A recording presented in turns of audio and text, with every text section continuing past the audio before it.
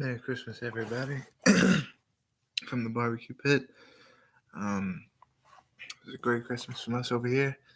Uh, we a lot of things to talk about. John Jones incident, everything that went down with John Jones. Um, uh, he inadvertently, I guess, popped another test. Uh, he's not popping. He's popping. He's not popping. He's popping. But apparently he's popped a couple times. This time, um, he got another trace amount, a very small amount of turinabol in his system, which stays in your system for orally stays in your system for roughly about a 12 to 18-month period, which this test would be coming in the I'm no scientist or anything, but this test would be coming in the 17th month or the 16th month or something like that, one of those 2 months. Um, but either way, really close to the mark where it could still be in his system from the last test.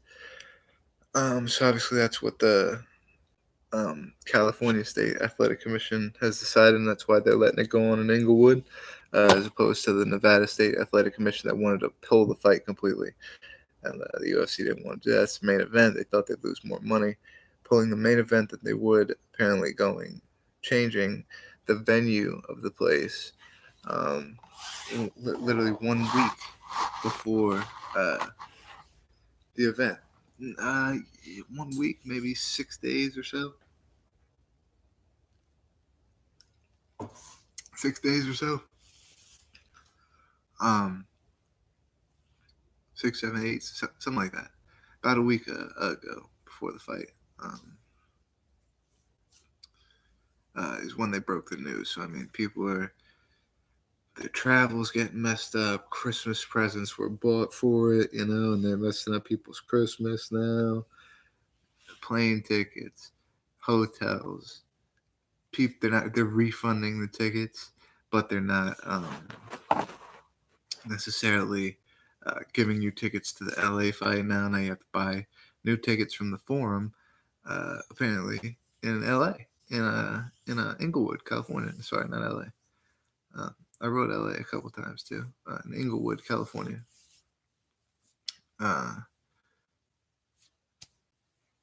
Turinabol stays in your system for about that long, 12 to 18-month period.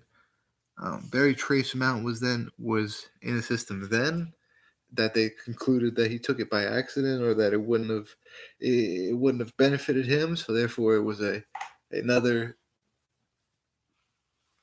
one of those mistake kind of things that they chalked up. So, excuse me. He gets popped with it a year later, 12, 17 months later, and it very well still could be in a system. My question would be, did he get tested before, tested after? That would be key knowledge. I don't know why nobody's not asking, or at least finding out some kind of I don't know. I have no idea. But that's the first question I would ask: is did he get tested before? And if he did, is he clean before? And then, because you can't. I don't want to say you can't microdose it by that, but they're saying the amount that he popped for is 50,000th of a fucking grain of salt or something like that, which is minuscule, would do nothing for your body.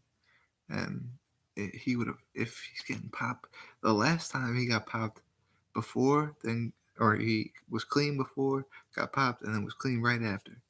So it was almost like they thought that he took a very small, at the time, they thought that he may have took a very small amount after the first one, thinking he wouldn't get another test, got another one popped.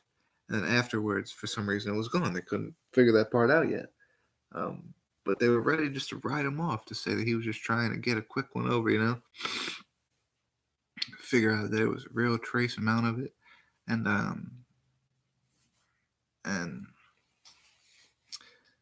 they proved that he wouldn't have been able to gain any benefit, and that there was something that I guess tainted the investigation in terms of that um,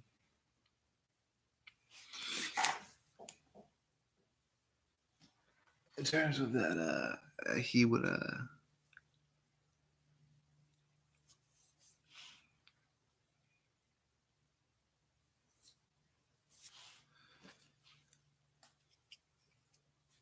got you, didn't I?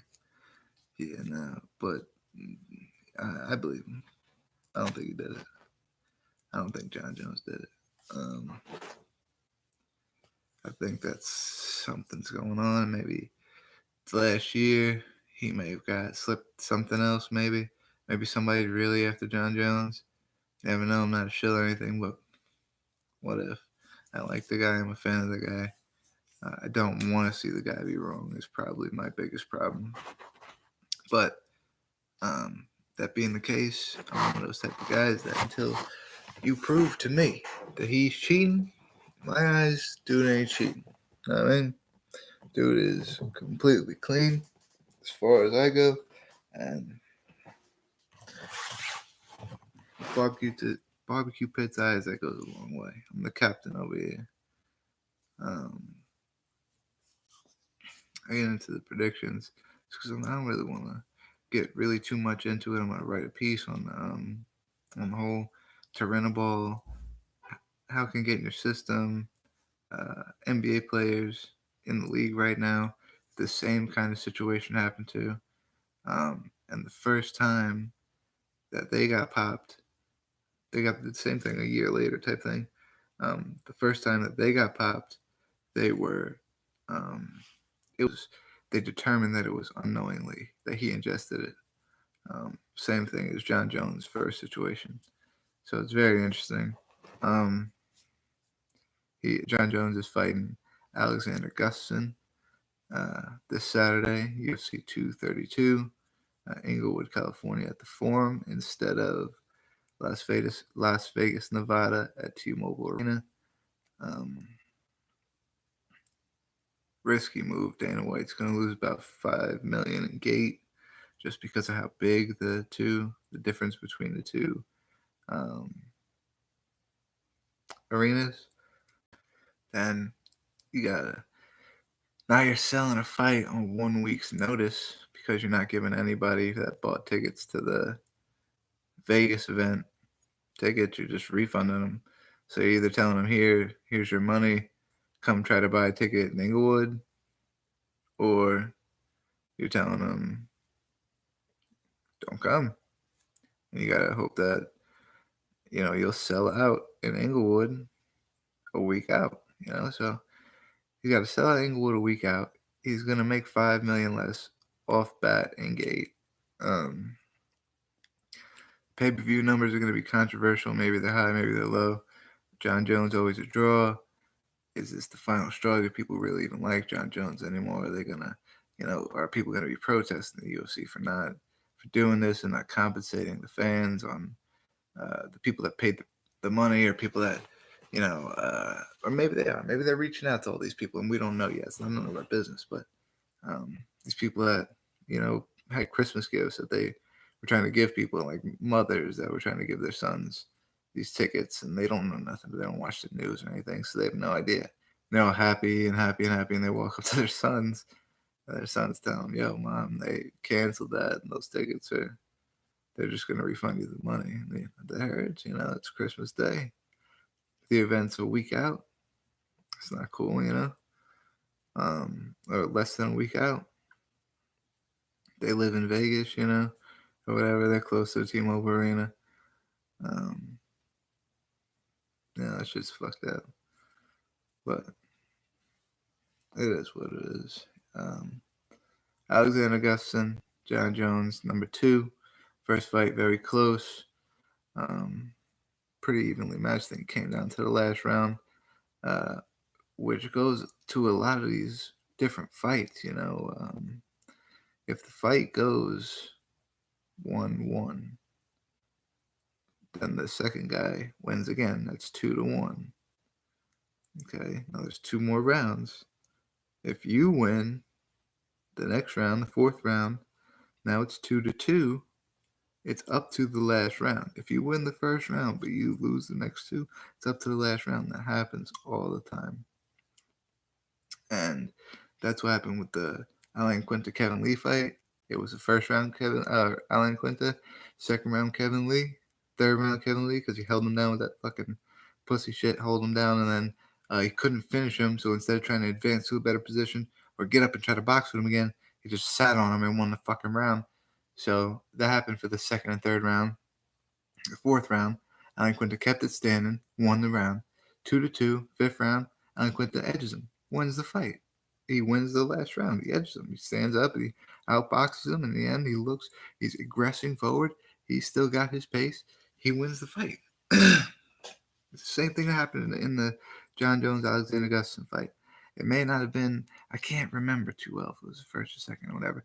If it went Gustafsson, Jones, Gustafsson, and then Jones again, or if it went, or if it went the first way, Jones, Gustin, Jones. But it was either way. It was 2-2 going into the last round. I think Jones just edged him a little bit, just a little bit, man. It's just you gotta watch the whole fight. You gotta watch every movement. You gotta watch the pace that they're going at. You gotta watch the fucking pressure they're putting on the other guy, the way they're walking around the octagon. If they're pressing forward, if they're constantly running away. You gotta determine everything in the last round, especially if it's 2-2, which happened in that fight, and the John Jones fight and the Gustafsson fight the first time. So, controversial as it is, I think John Jones was not doing any kind of performance enhancing drugs. I got another piece coming on that where I have pictures of John Jones in fights where I believe, yes, he was on some kind of testosterone or something that he knew about because he is fucking jacked in those fights.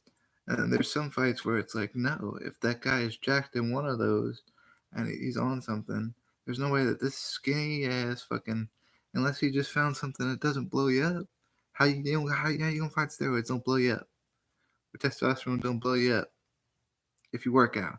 Or if you just take testosterone and then you're just not gonna do anything, and then your body's just gonna stay stale, but you're just gonna walk out and think just because your testosterone is high and you're a big man, you're gonna beat him in the fight. It's not how it works, man.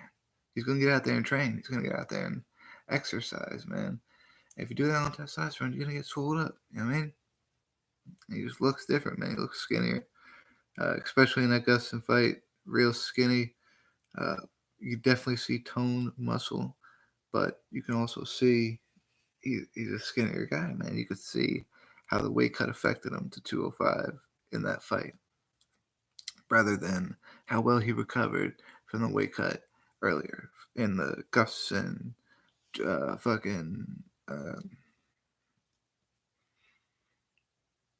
what is it, Shogun? Might have been Shogun. One of the first ones, Shogun, or something like that. There's a couple different fights that I seen. Or not Gustafsson. Shogun. I think it might have been Rampage that was controversial, but that was about it. Shogun or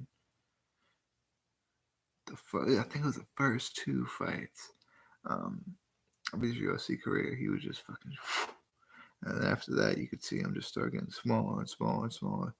And when he got to that Gustafsson fight, he was looking like John Jones that you see today walking around the OSP. John Jones, fucking Dan Cormier 2, John Jones, the same guy that you see walking around. That's who that looked like. It didn't look like fucking Anthony Rumble Johnson, John Jones. So I've seen him on it. But I'm a firm believer that when he's off, he's just as good, man. He's a great athlete and he's a great fighter. He hasn't fought since July of last year, so it's been about a year and a half, almost a year and a half. But Gustafsson, although he's on a 2-fight winning streak, Shera by knockout, Blachowicz by unanimous decision.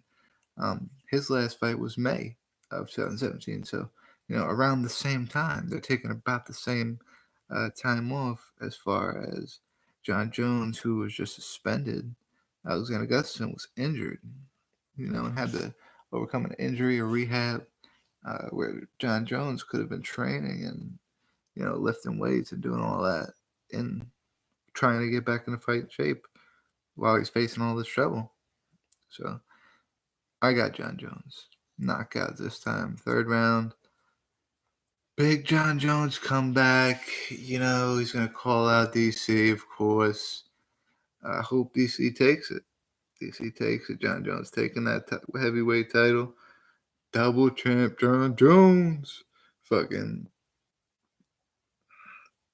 John Jones, if that happened, would only be like 31, 32 at the time. At this time, 32 max when he won the heavyweight title. And if he was 2 division champ, heavyweight title and light heavyweight title, and was young enough to be able to fight 2 times a year each, 4 times a year, 2 times a year at each belt, or maybe 2 times a year, 1 or 3 times a year, whatever. That'd be the best man on the planet right there. I'm riding the bus. You know what I'm saying? Until the wheels fall off, man. The wheels might fall off. Gus might shoot them motherfuckers out, but although it is a shootout, I think John Jones landed a couple strikes in that first fight that I seen openings for Gustafsson. John Jones studies a lot of film. You could see with the Daniel Cormier head kick knockout, he told him it was coming. Daniel Cormier still couldn't stop it. It was a weak point in Daniel Cormier's game. But obviously, John Jones sees those in Gustafsson. He doesn't see as many, but he sees some. So we'll see. I think he's got him knockout 3rd round. John Jones. Co-main event: Chris Cyborg, Amanda Nunes for the women's featherweight title, 145. Amanda Nunes is the 135-pound champion. Another super fight between champion and champion. Cyborg walking through everybody in her division, including Holly Holm. She fight this Kunitskaya. She fought all kinds of people like that, but she's walking through them 5-0. Who can beat her? Maybe the 135-pound champ Amanda Nunes. Had trouble weight cut down to 135, so maybe 145 is her natural division. You never know. 3 title defenses at 135. After winning to Miesha Tate, she defended to Ronda Rousey, Valentina Shevchenko, and Raquel Pennington, which is 3 hard fights. Bad little woman, Amanda Nunes. Serious underdog. And I like those odds. I like Amanda Nunes as the underdog, and Chris Cyborg is one of those ones that's going to come out, and in the first round, you're going to see her try to take Amanda Nunes out. I think that's not the plan with Amanda Nunes, so you're going to see a war first round. And I think with a war comes a ground game. Both women very good at jiu-jitsu, but it's all about who lands more up top. I think Amanda Nunes is way more powerful than Chris Cyborg as far as power. Cyborg, of course, is more accurate puncher and puts more sting on her punches. But Amanda Nunes, I think if she lands one of those and gets the better of her and gets on top of her, can come up with a submission, a real good submission against Chris Cyborg. Or I think, I'm gonna say Amanda Nunes first round finish. I like Amanda Nunes as if she is underdog. If it's not 500 even, I'll take it Nunes. If it's 5 even, and I'd have to pick 5 even, I'd say Cyborg. Because it's 5 even. If there's no risk, no reward, there's just more pointing to that. You might as well just test your odds there. Or if you just like the underdog that much, I don't really got that much hate or dislike for either woman. Hate or like for either woman, but I would definitely say I like Amanda Nunes way more in terms of fighters, but I just feel like if it was 50-50, I would take Cyborg. And if Nunes really was the underdog, I would pick Nunes. Because I don't like that she would be the underdog. I don't think that would be right that she is the underdog. So if she is, I would pick her. So that is my pick because I think she is the underdog. And even if she's not, it's Tuesday night, so I'm submitting my pick. Amanda Nunes over Chris Cyborg, first round finish. Which brings us to the third to last fight of the night: Carlos Condit, Michael Chiesa. Carlos Condit on his third fight of his I guess you would call it like kind of layaway of when he was off for a little while. I guess took a little bit of a break, a couple of years off. He's 0-2 since he's come back to Neil Magny, who is a great submission fighter. Not wrestler, submission fighter. And then Alex Oliveira, who, while is a great striker, is also a great submission fighter. Jiu-jitsu fighter. You know what I mean? If you could see where I'm going with that, Carlos Condit does not do well with grapplers, and more importantly, jiu-jitsu fighters, because he came from a little bit of a wrestling background in the times. I think he's not too far in jiu-jitsu, maybe a brown belt or blue belt or so. But going up against Michael Chiesa, I believe, who is a black belt and is a very dangerous jiu-jitsu fighter, and I think that Carlos Condit would want to keep the fight standing if he wants any kind of choice to win there. I think he really wants to keep the fight standing. Michael Chiesa, on the other hand, 7-2, leading up to his last two fights, which was Kevin Lee, which was a controversial finish, had him in a choke, had him about a minute left, but he wasn't going to tap out. He was going to keep fighting it. He was going to rest. He was going to let his arms burn out, he says. But the ref stopped it without letting. He didn't pass out. Nothing happened. He was still sitting there chatting with the ref, and ref stopped it. So be it, controversial at that. And then he lost his past fight by submission to Anthony Pettis. So 2 losses back to back, making his UFC record, I believe, 7-4. Not so good as 7-2 or 9-2. Be a lot better. But 7-4.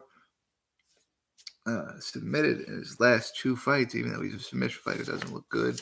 Maybe Carlos Condit thinks maybe it'll be easy. I don't really need to worry about the takedown. And then Chiesa does get the takedown and ends up submitting him. But I think Carlos Condit finally gets a win back in his return to the octagon. I think third round decision. Carlos Condit, I think if it goes all the way, he could stuff enough takedowns and he could keep it standing, and he can really tee off on Michael Chiesa. And I think if he does it for long enough, he'll definitely get him a decision win at the end of that. So I got Carlos Condit by decision. Next, they got Ilir Latifi, Corey Anderson, big light heavyweight fight there. Latifi, of course, a teammate of Alexander Gustafsson. He's 2-0 since losing to Ryan Bader in 2016. He defeated Tyson Pedro and Ovince St. Preux. Since then, in the past 2 years, Corey Anderson 2-0 since 2017, so 2-0 since last year. Before that, he had lost to OSP by head kick. So, I mean, he lost to a guy that Latifi beat, but this was also a long time ago that he lost to him, dating back to 2016, 2 years ago. As Latifi, last fight was OSP.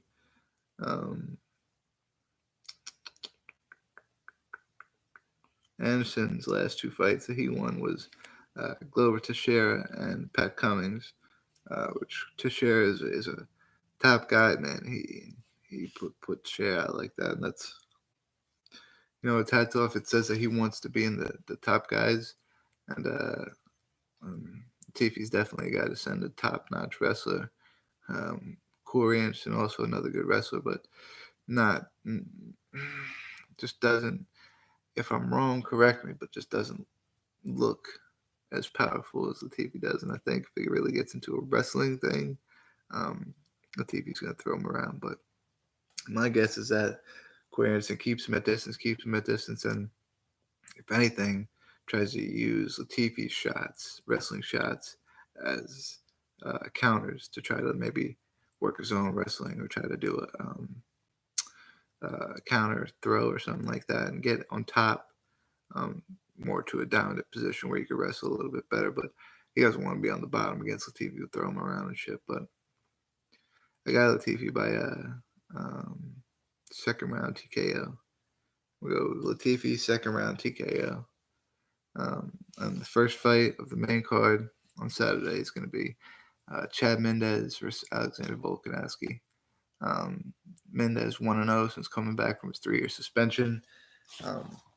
0-2 before that suspension, lost to McGregor and Frankie Edgar.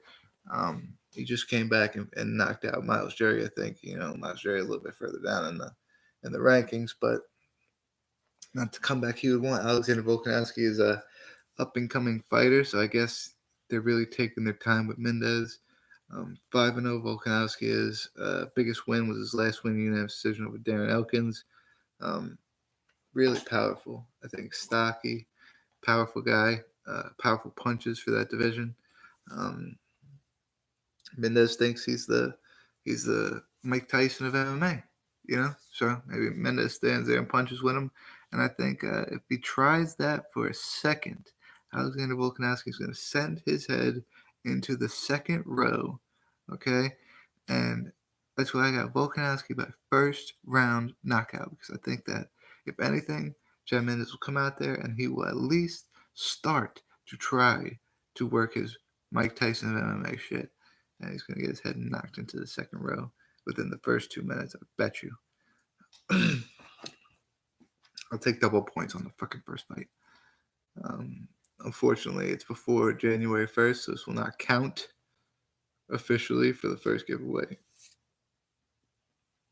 which my artist has not finished drawing up the sketch. I wish I had it for you guys, but maybe next week or the week after, we can get that sketch from him.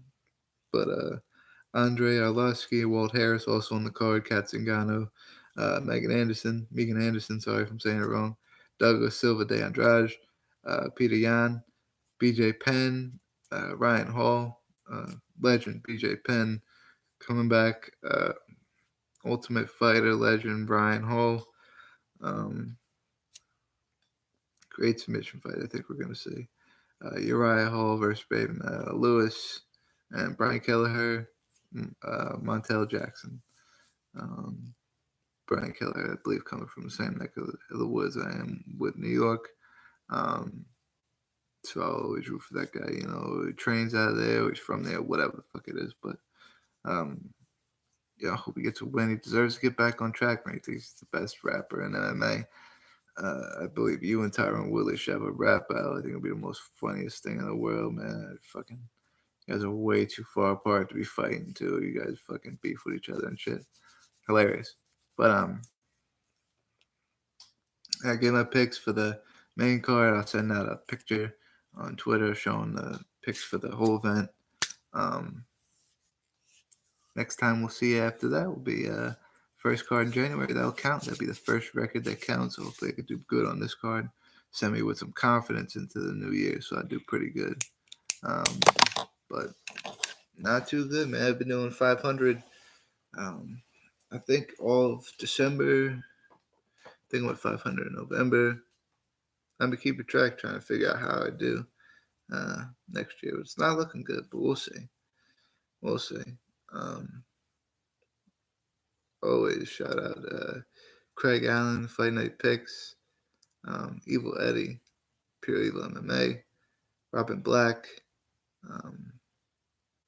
Hostels, everybody, Joey Bag of Donuts. Let me look at my fucking thing right now. Who else I got? Everybody's cool on Twitter, man. Show you what's good.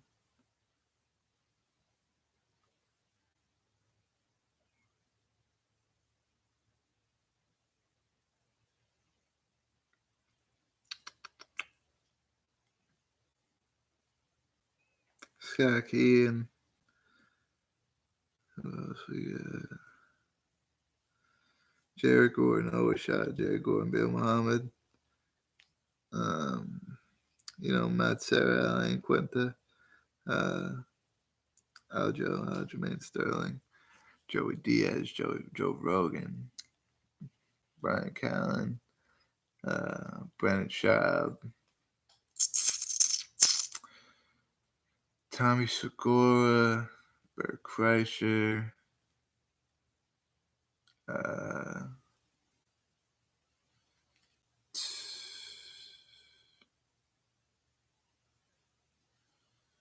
look through Curry Chase Patrick, Chris D'Elia, Theo Von, Chael Sonnen, Wyman. I always shout out Chris Wyman. Dan Lamorte, Phil, the MMA dude over there, Split Decision Podcast. Check those guys out. No Turn Unstoned, Jojo Gennady MMA, McMalley MMA, Foolsy 11, Bren 01 66, Bren 01 1967. Smirk to Death podcast, a wrestling podcast, but shout out to those guys, those cool guys over there.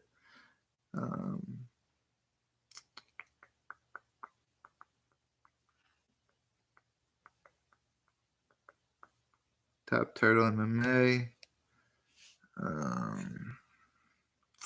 Vinny Paz, Mike Perry, The People's MMA. My boy Ron Perlman. Goddamn, all that MMA. I fucking love Ron Perlman.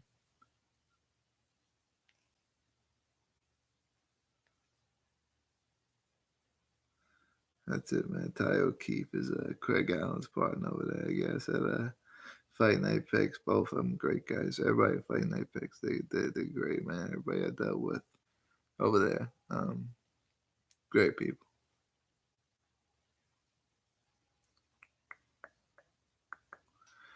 Me, Luis Gomez, and fucking Michael Bisping. That shit's tight too. So shout out to those guys. But fights this weekend. Mad people, so maybe they'll want to do something. Maybe they won't. Maybe we'll just watch the fights, predict after, recap after, whatever we got to do. But next Tuesday for sure, we'll see you guys for a recap of 232. The actions that come throughout the next week. Of course, we're going to look forward to the next year. Give a little bit of